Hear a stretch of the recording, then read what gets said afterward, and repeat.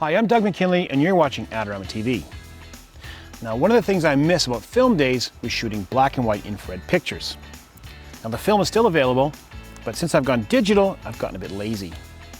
So what we'll do today is we'll convert a color picture to black and white infrared.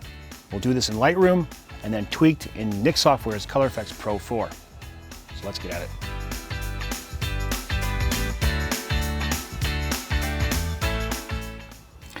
So we've got the Lightroom 5 interface up, and with Lightroom we are going to convert our color image to a black and white infrared.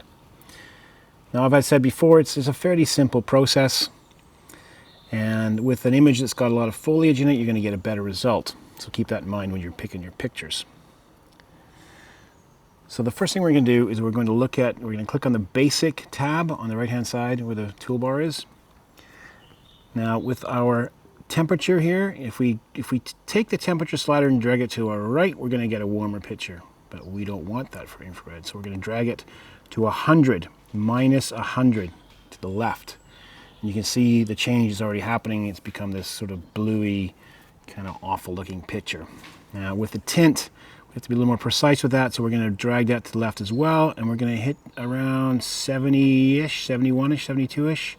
Let's call it 71. You can see the greens, the magentas are already starting to pop on this. That's our first step in the process of changing our color image to a black and white infrared image. Now, the next step in the process is we are going to grab the HSL box here. As you open it up, you can see all the color sliders, which will adjust all the different tones in your color if you want. But we're going to click on black and white. Now we're going to bring all of them back to 0 to start with, all the sliders. So double click on each name, each color name, and it will put a little cursor back in the center of the sliders. Okay, so now it looks like a fairly flat black and white image, but we're going to go a little further into this.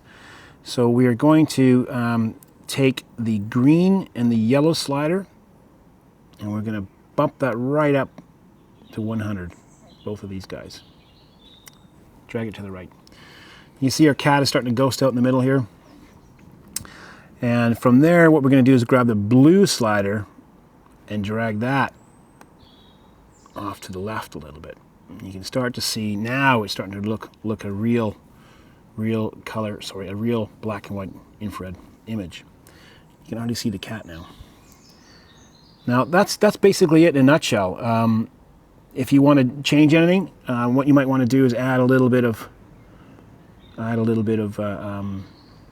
vignette to it. Just open up the vignette, the effects box, and then drag that down a little bit to the left. That's enough. Now, for what I do now is I export this. I like to export this to Photoshop. So export, give it a name. We're going to call it Infrared Cat 1. Let's just separate that one a little bit. And actually, let's call it something else. We'll call it Infrared Cat 2 because I have another file in there with the same name. So we'll export. It'll open up into because this picture is a TIFF file. It's opening up into the raw converter in Photoshop, but we're going to just ignore that. Just hit open. And then from there, what I'm going to do is I'm going to now go into the Nik collection, the Color Efex Pro 4. Click on that. And our image will come up on the interface for the Nik collection. Now, there's already a filter open here. We're going to get rid of that filter. It's the Indian Summer filter. We don't need that. Now, all I'm going to do here is I'm going to add a little glamour glow, just to give it a little more of that ethereal kind of look. So we're going to go in, we're going to hit it, we're going to hit the glamour glow sort of pretty hard. So strong glow. And that's going to, as you see up on the right hand side, the tool boxes up here, you'll see it goes up to 100%. Well, we'll just grab the slider and just start to drag it off to the left. This is a completely a personal kind of choice here, how much you want to put in or how much you want to take out. I'm at about 50% about now. That's not too bad, but I think it's probably still a little heavy-handed. We'll take it down to about 35. There you go. I quite like that. We'll add one more filter, and we're going to go back into our main box here, main filter choices, and we are going to grab the image borders. There we go. Now there's a whole array of choices here. I think there's about 14 or something choices. You just click on this little box. You'll see, yeah, there's 14, and you can just see the change as you scroll through. You'll see them the styles will change. You pick whatever one you like, or none. It's totally up to you, up to the individual.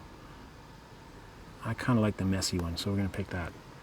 Now what you can do here is you can reduce the size of it a little bit, so there's less white showing, and you can spread out the edges of a little more, so it looks a little messier, or you can make it rougher or cleaner.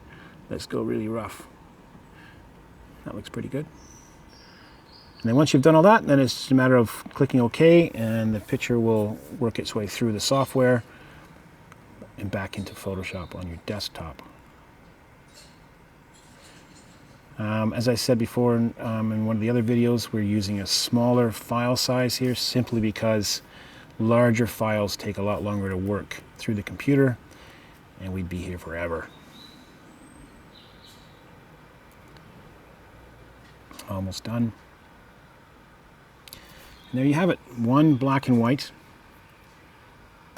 infrared picture with a ghost cat. See what I say when I mean by all that foliage? The foliage really helps enhance the look of an infrared picture. So that's it. That's infrared conversion in a nutshell. Pretty easy. Thanks for watching. I'm Doug McKinlay for Adorama TV.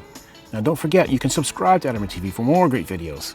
And please stop by the Adorama Learning Center for more great tips and tricks.